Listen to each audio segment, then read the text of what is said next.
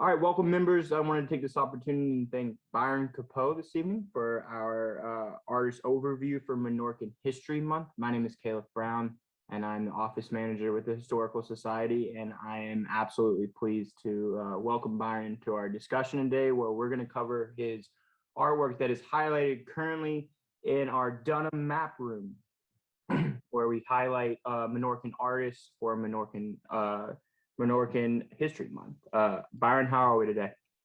Doing great. Thanks for having me, Caleb. Well, perfect. Byron, let's go ahead and just get started. I just wanted to go ahead and ask you, what's your background and what inspires you as an artist? Well, let's see. I was born and raised in St. Augustine. Graduated from St. Augustine High in '86. Shortly thereafter, moved to Orlando and went to University of Central Florida and graduated in 1990, with a degree in marketing. I started working for Regal Boats there, and one of my jobs in the marketing department was to help create the brochure. The process of creating a brochure obviously involves getting a lot of photography, and it was my job to work with the photographers, schedule the boats, the models, the setups, and the shoots. And that's really the key that got me into the beginning stages of photography, at least where I was intrigued enough to want to pursue it. My father had an old Olympus OM10 film camera. He let me have it, and I started practicing and shooting. I was fortunate enough to run into and befriend a photographer in Orlando called Christopher Chaston, and he owned a lab, a development lab there. And he's the one who really encouraged me to start pursuing black and white photography, mainly because it was less expensive to buy and a lot less expensive to develop. And he set me off on that journey of black and white photography. It started off as a hobby and has eventually grown into my passion now. It is a job that I do as well as artwork that I create and showcase. Perfect, perfect. And I can't thank you, like I said, thank you enough for coming in today. And it means a lot to me just because of the fact that your artwork is outstanding, and it really shows your overall passion and what you do. And I was gonna ask, with that being said, who are your biggest influences as an artist? Well, I probably have to say the first two were Clyde Butcher and Steve Vaughn.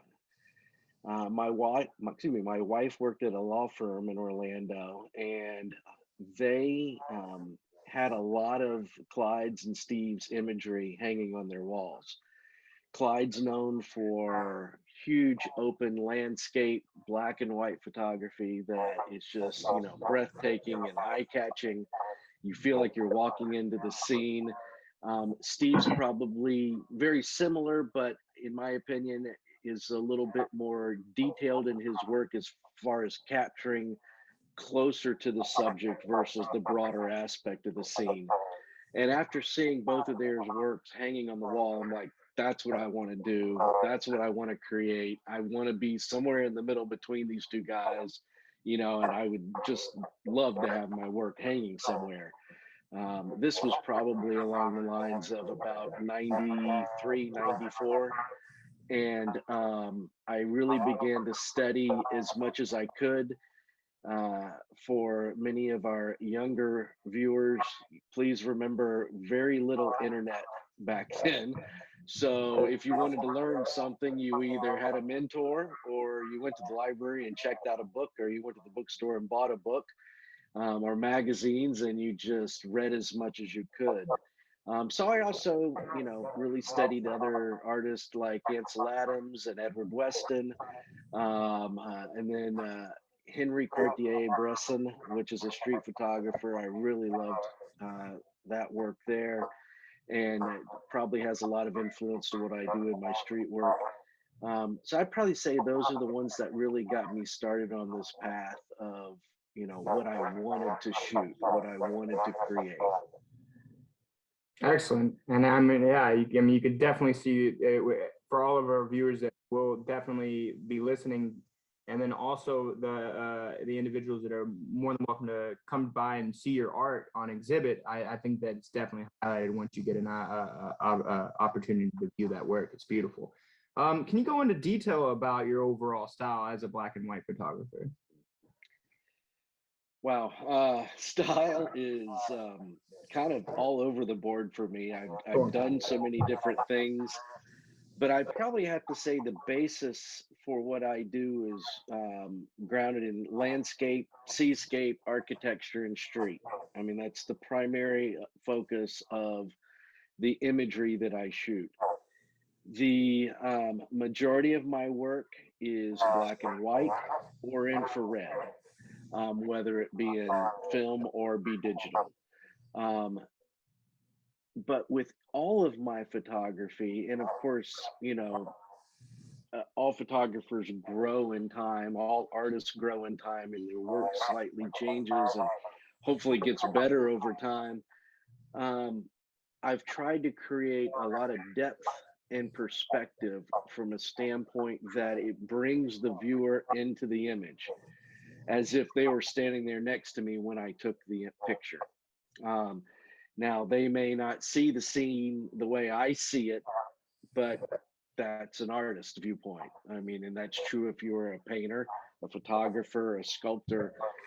Everybody sees it a little bit different, but if I can help a viewer feel like they were there with me and say, wow, this is a great place. I'm glad you captured it. Um, that's my style. Perfect. Perfect.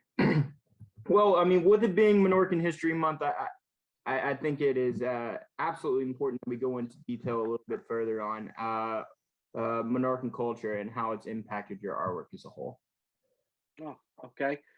Um, been proud to be a Minorcan my whole life. Was Since I was born and raised here, it's a big part of my life. I can remember family gatherings. There would be lots and lots and lots of us that all got together, and we all kind of, you know, I'm trying to think of the correct word, but we all kind of felt that part of being a Minorcan. Um, you know, the culture of my family from being Minorcan, as far back as I can tell, have developed and come along as being people who created and lived their lives off of the land and the sea, one or the other, or both, quite frankly. Um, I grew up on a small creek in southern St. Johns County called Moultrie Creek. I joke about the fact that I lived in a bluff, and as a child, my playground was um, US 1 to the intercoastal and all the marsh in between. And I know from talking to my father, that's the way he grew up, living in the marsh. And a lot of times when they wanted dinner, they had to go catch it. I have other family members that are Menorcans that were farmers. Um, so how does that really impact what I do? And I had to think, some time ago, does the Menorcan culture impact me at all? And I think, it does, because at least in recent years, I've kind of strived to take my photography from what started off as film to becoming the digital age and the age of the computer and Photoshop and all of that, to I've now been moving back towards doing more with my hands. I want to shoot in film. I've started studying more large format photography, glass plate photography. I'm developing my own film. I'm printing my own prints by hand in a dark room. So I'm trying to, I guess, bring back that handmade craft, that handmade art. back to a form that I love, which is photography. So, I really think I draw a lot upon what my family has done over many generations and the way that they've lived. Now, what I shoot is definitely influenced by, just the natural scene, because there's nothing more than I enjoy than being out on my boat and it's calm and I'm by myself and I can, photograph the marshlands, or the intercoastal waterway, or I can be out in the woods and, being amongst a stand of pines or oaks and really think about, maybe what was it like back in 1700 when my family landed here? How difficult was life and what they went through. So, yeah, I think it has definitely affected me and what I have chosen to create, as far as my art is concerned. Thank you for that interesting perspective. I really do appreciate that. And will you please go over in detail about your Minorcan cultural connection a little bit further in detail for our viewers? Maybe go in detail a little bit about just Minorcan history in your perspective, and just give us a little bit more of insight on that. Well, I can tell you from my standpoint, we've traced my family back to my 11th great grandfather. Yeah, excuse me, Antonio Capo. He came what we believe to be from the region of Sonsawara, Minorca. That was back around early 1500s, but that as far back as it goes that we have any records of any Minorcans in my family. Um, my fifth great grandfather came over on the boat as an indentured servant to New Smyrna on the indigo plantation. And when that went bust, then he moved to Saint Augustine with the rest of the Minorcans. And it's just been father to son, all the way to me.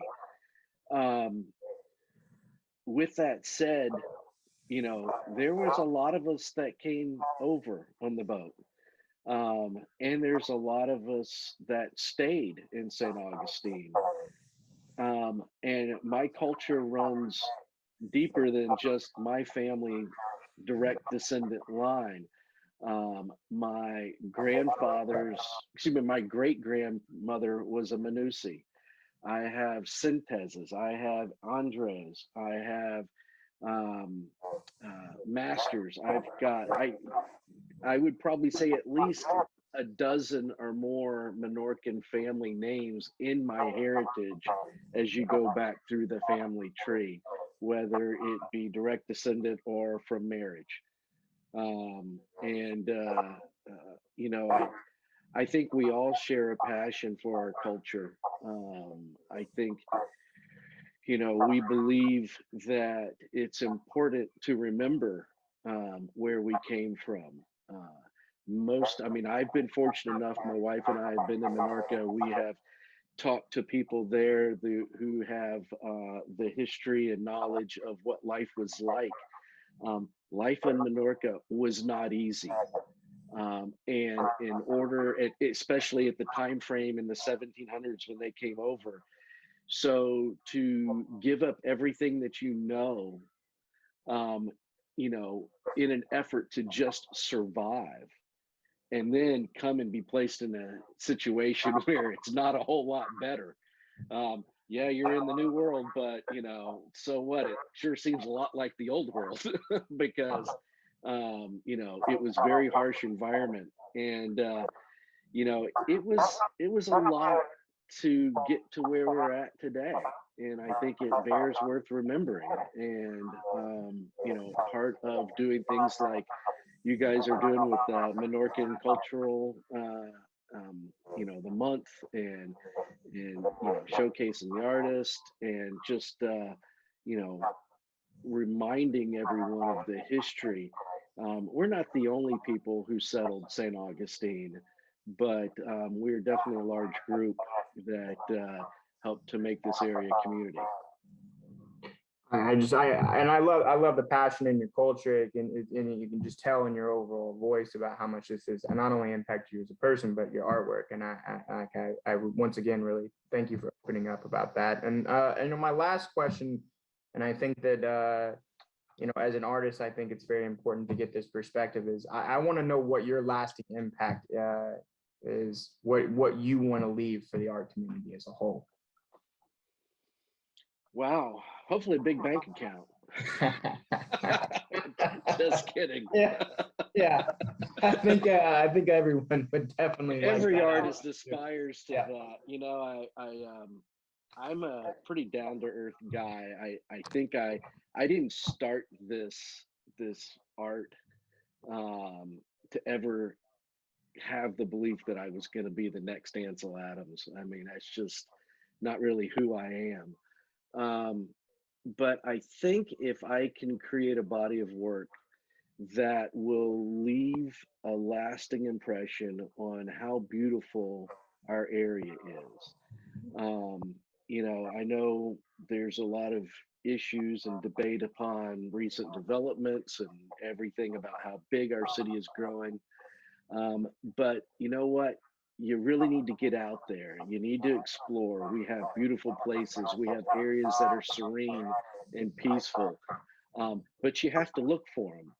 And that's one thing that I'm constantly doing is I am out trying to find these little hidden gems in our community. And if I can take a photograph and capture someone's attention and share with them how beautiful an area that we have, hopefully that will encourage them to go out and explore and see it for themselves. I also hope that my photography will help to educate viewers. Whenever I post a photo on social media or on my website, I try and at least provide a little bit of educational background as to where I took the photo and maybe a snippet of history about that area and why I took the picture. Um, but I guess, I would also like to probably see my artwork be used in the photography arena for study, what I've done right and what I've done wrong. And hoping to encourage other photographers that are wanting to further their art career, to follow their passion. Um, I, and I guess, besides a big bank account, I just want to be appreciated. I mean, I could, I think it's a pretty a simple strive for every artist. yeah, yeah. I think that's important to add too. That you want those bills to be paid in through. I'm Definitely. just joking about that. Actually, you know, I, just for people to see my art and the positive feedback I get back from people is a lot for me. So. Well, the passion is definitely there in your artwork. I know that just going downstairs I think it's funny that I take advantage oftentimes of how much beautiful space I get to access here working for the Historical Society, and I could just the overall passion in your group when you were setting up at the start of Minorcan History Month in our exhibit in Dunham Map Room. And I could just tell the overall passion and not only just your overall group, but the artists as a whole. And once again, I can't thank you enough for taking time out of your day to talk a little bit about your artwork as a whole, your inspirations, and your overall goal as an artist, and discussing Minorcan history in this community, because I just don't think people have an idea about the impact Minorcan culture has in Saint Augustine, and providing that level of insight and providing this space is an excellent opportunity for our guests that visit Saint Augustine, but also our members to have a little bit more of a know-how in Minorcan culture. But Awesome. I want to once again thank you so much for your time and being the first interviewer or the interview for my artist overview for Minorcan History Month. And once again, Thank you. for all of course, once again, all of our members and guests that that visit the Historical Society, please feel free to look at Byron's beautiful black and white imagery and infrared imagery that we have on display in the Dunham map room on our first floor of our facilities here at the Historical Society. Byron, thank you so much. Thank you.